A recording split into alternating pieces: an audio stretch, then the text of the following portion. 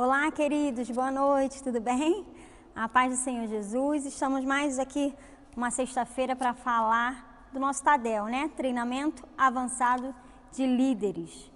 E nessa noite eu queria compartilhar com vocês algo que Deus tem falado ao meu coração, creio que vai falar contigo também. O tema da mensagem é uma pergunta. Que tipo de liderança você quer ser? A gente tem vivido nesses últimos dias, praticamente 4 meses em quarentena. E muitas pessoas estão falando assim, esse tempo Deus nos deu para nos aperfeiçoar. Precisamos sair melhores desse tempo, né? Muita gente falando sobre isso.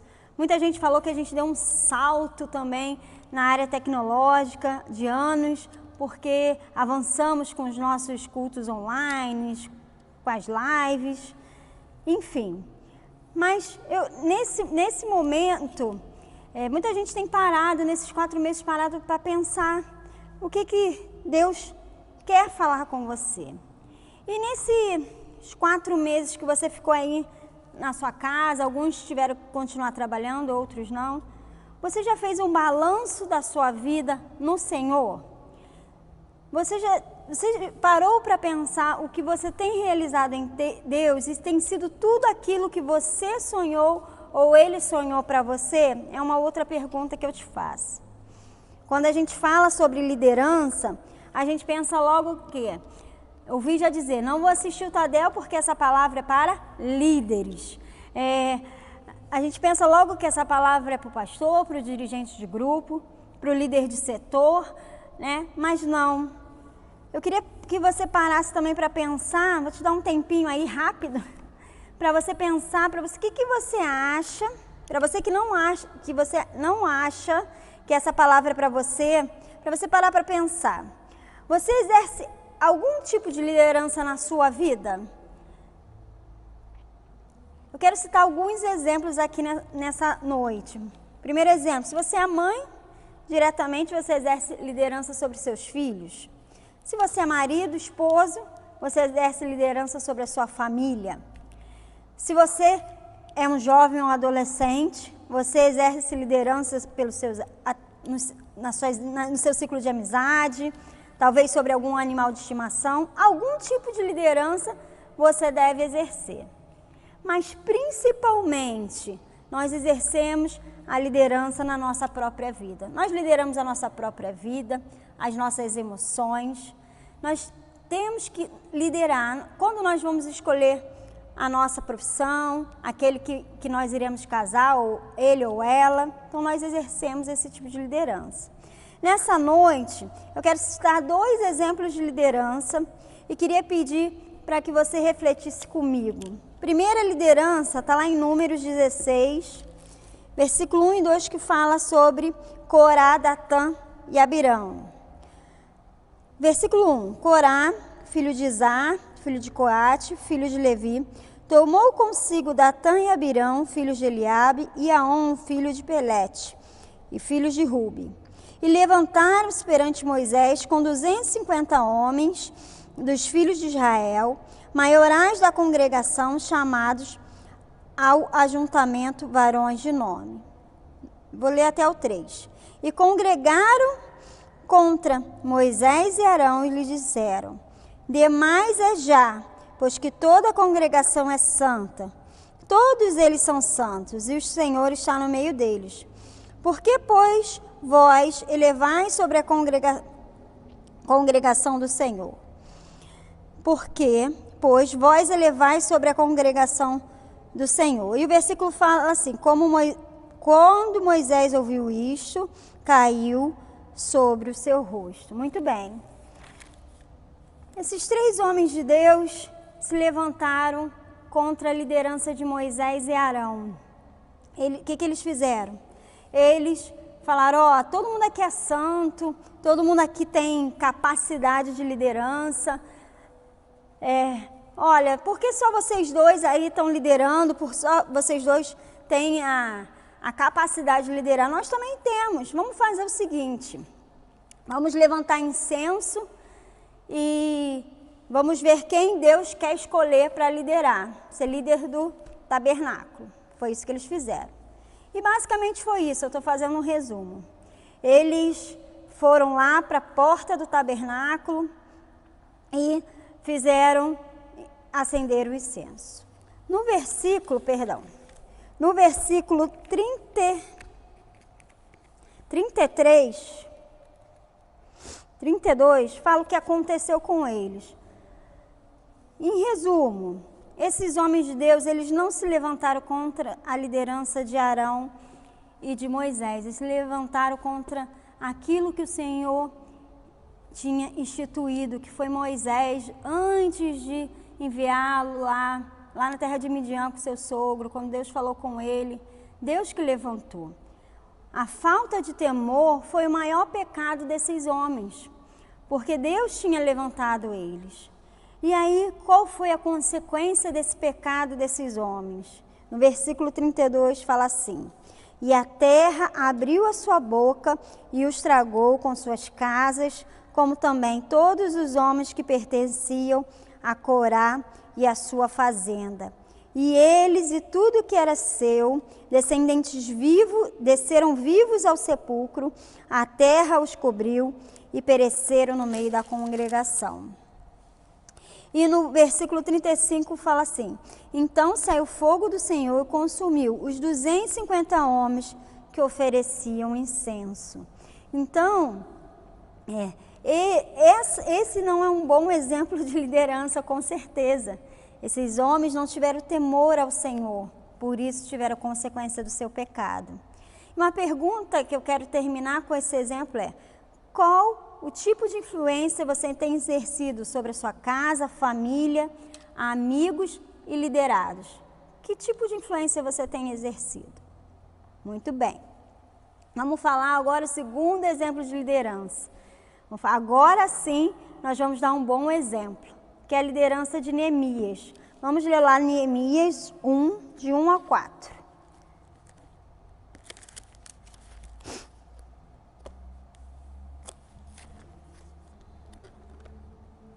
Fala assim: as palavras de Neemias, filho de Acalias, e sucedeu no mês de Quisleu, no ano 20º, estando eu em Suzã, a fortaleza, que veio Anani, um dos meus irmãos, e eles alguns de Judá, e perguntei-lhes pelos judeus que escaparam e que restaram do cativeiro acerca de Jerusalém. E disseram: os restantes, que não foram levados para o cativeiro lá na província, estão em grande miséria e desprezo, e o muro de Jerusalém fendido, e as suas portas queimadas ao fogo. 4. Sucedeu que, ouvindo essas palavras, assentei-me e chorei, lamentei por alguns dias, estive jejuando e orante perante o Deus dos céus. Amém? Neemias era um homem de influência. Neemias era um copeiro do rei Artaxerxes. Falei certo, eu acho. Ele começou uma inquietação. Ele perguntou ao seu irmão: olha, como é que está lá aquele meu povo, né? Ele pediu um relatório ao seu irmão. E teve um relatório ruim. Falaram: olha, os muros estão acabados, está fendido, as portas queimadas. E ele ficou muito triste, ele começou a chorar e decidiu jejuar e orar perante o Senhor.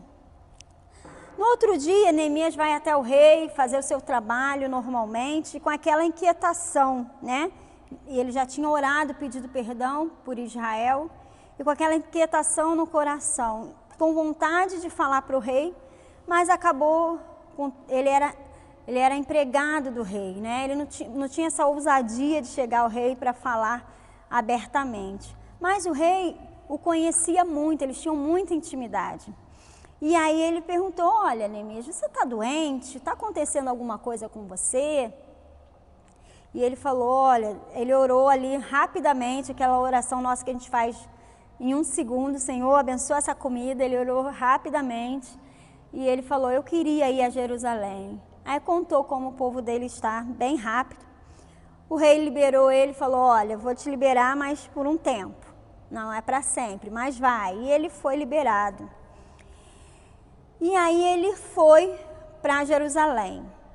Hoje em dia se fala muito sobre proatividade, né? A gente está à frente, a gente vê as situações. Neemias era um líder assim. Neemias era prático, proativo.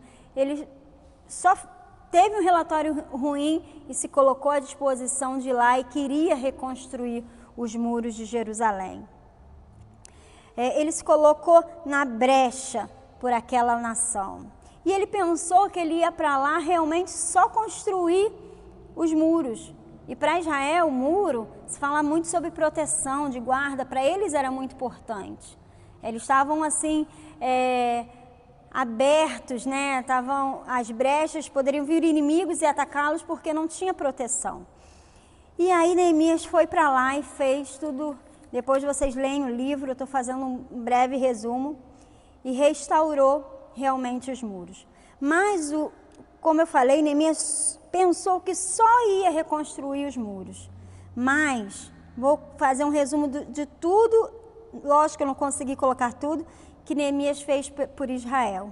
Ele restaurou a história de reis de Israel, ele estabeleceu guardas em Israel, ele instituiu novamente a festa dos tabernáculos que havia se perdido. Ele pede a Esdras para ler a lei diante do povo. O povo volta a ter contato com a palavra de Deus. Neemias não só restaurou o muro, mas uma nação. Então, que visão, vou te fazer outra pergunta. Que visão Deus tem te dado como líder?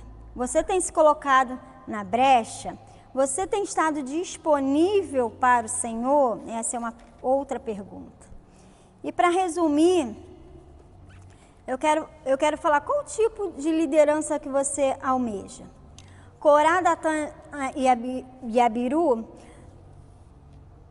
não tiveram temor a Deus, questionaram a liderança do Senhor, tinha levantado, que era Moisés. Eles tiveram como consequência o pecado. Que pecado? Uma brecha na terra onde engoliu a sua história, a sua família, todos que estavam com ele. Além disso, né, aqueles 250 homens morreram também junto com eles. A história dessas pessoas terminaram com uma brecha por causa do pecado. Neemias foi diferente. Ele reparou a brecha dos muros. A sua história começou quando ele se colocou disponível para tapar as brechas daquele povo. E o Senhor usou poderosamente a sua vida e hoje é um exemplo para nós, que nos inspira e nos ensina até hoje. Qual é a sua decisão?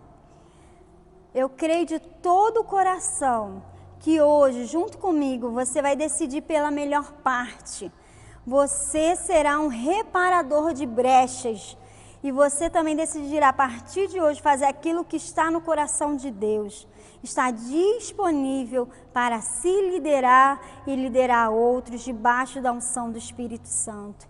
Eu creio em nome de Jesus que volta a pergunta lá do início, onde eu comecei, que tipo de liderança você quer ser, né? Você quer ser aquela que é engolido pelas brechas ou aquela que vai tapar as brechas, aquela que vai se colocar à frente e para fazer o melhor para o Senhor.